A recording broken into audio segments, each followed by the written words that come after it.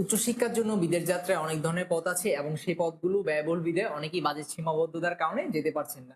আবার আমাদের দেশ থেকে যারা যায় বেশিরভাগ স্টুডেন্টই দেখা যাচ্ছে স্কলারশিপ ব্যতীত যায়। সেই ক্ষেত্রে তাদের একটা বড় অ্যামাউন্ট টিউশন ফি পে করতে হয়। আর এই টিউশন ফির টাকাটা তাদের আর্ন করেই পে করতে হয়। এই জন্য তাদের পড়াশোনা করতে হ্যাসেল হয়ে যায় এবং দেখা যাচ্ছে কি বেশিরভাগই হচ্ছে সঠিক সময় তাদের ডিগ্রি সম্পন্ন করতে পারেন না। আজকে কথা বলবো আমরা হাউস বিল্ডিং প্রোগ্রাম নিয়ে, যেখানে হচ্ছে স্টুডেন্ট চলাকালীন অবস্থায় আপনাকে মান্থলি পেমেন্ট করা হবে। এছাড়া হচ্ছে আপনি পার্ট টাইম জব করারও সুযোগ থাকছে। আপনি সম্ভবত প্রতি সপ্তাহে 20 ঘন্টা পার্ট টাইম জব করার সুযোগ পাবেন। সেখান থেকেও কিছু টাকা আপনি আর্ন করতে পারবেন।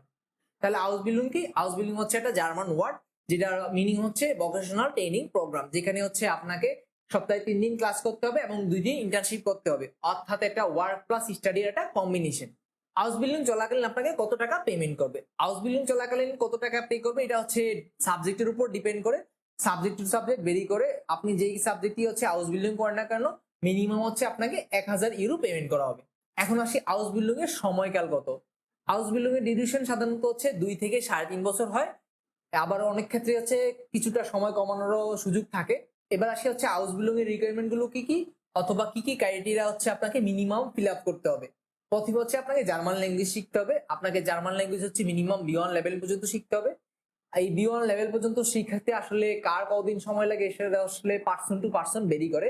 তারপর হচ্ছে আপনার এডুকেশনাল কোয়ালিফিকেশন, আপনাকে হচ্ছে মিনিমাম ইন্টারমিডিয়েট পাস হতে হবে অথবা সমমানের যে কোনো ডিগ্রি পাস হতে হবে।